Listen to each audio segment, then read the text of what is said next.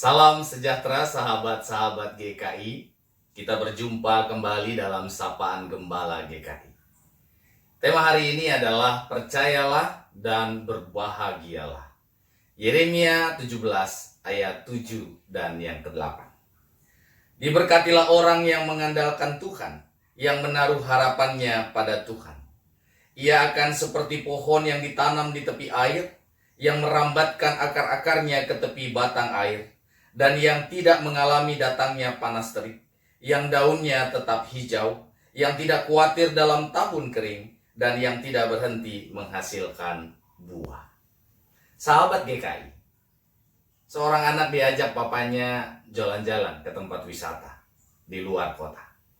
Betapa girangnya anak itu ketika dia dengarkan ajakan papanya.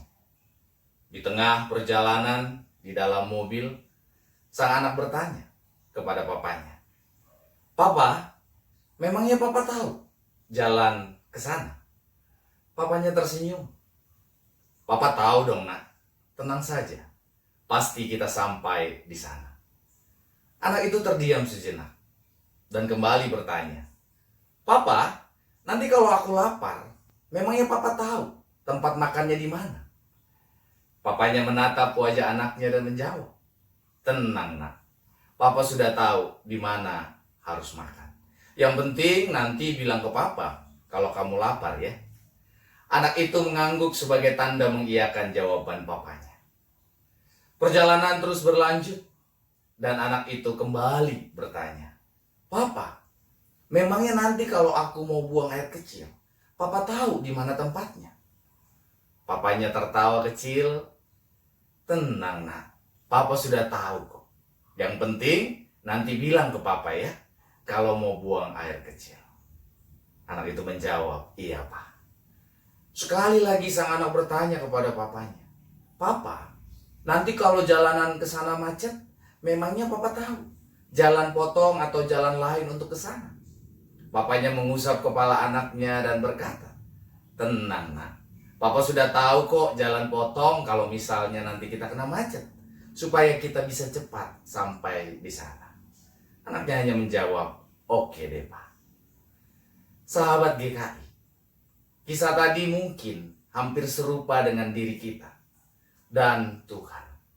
Saat kita mengatakan, "Saya percaya kepadamu Tuhan," namun di dalam perjalanan kita bertindak seperti anak kecil tadi, yang mempertanyakan jika terjadi sesuatu di sana, apakah Tuhan juga memahami dan mampu mengendalikan semuanya.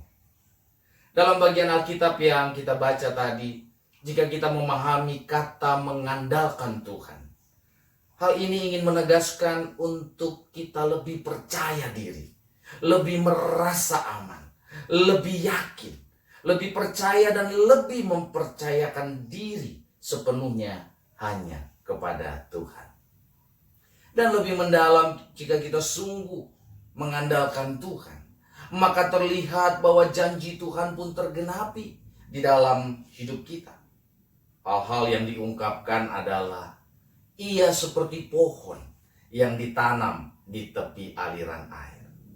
Bukankah ini panggilan diri kita untuk selalu melekat kepada sumber air kehidupan, yaitu Tuhan itu sendiri? Bukankah ini mengajarkan kepada kita untuk menjadikan firman Tuhan sebagai pegangan hidup kita? Kemudian yang merambatkan akar-akarnya ke tepi batang air.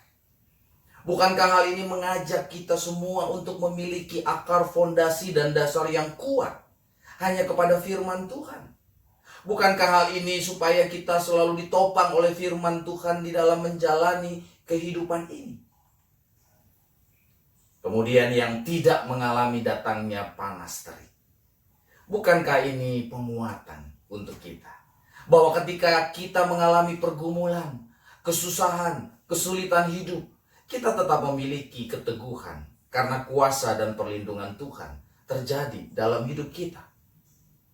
Kemudian yang daunnya tetap hijau. Bukankah ini bukti kemelekatan kita dengan Tuhan? Bahwa orang melihat kehidupan kita yang penuh dengan keindahan dan kebahagiaan. Bukankah itu karena kasih Tuhan tetap memberkati, Sehingga kehidupan kita pun menjadi berkat dan memuliakan Tuhan lewat sesama. Kemudian yang tidak khawatir dalam tahun kering. Bukankah hal ini memperkuat jati diri kita sebagai pribadi yang tidak ingin dikuasai oleh kekuatan duniawi, kekhawatiran duniawi, namun justru pribadi yang terus bersyukur dan berbahagia karena pengharapan di dalam Tuhan tidak pernah mengecewakan. Kemudian dan yang tidak berhenti menghasilkan buah.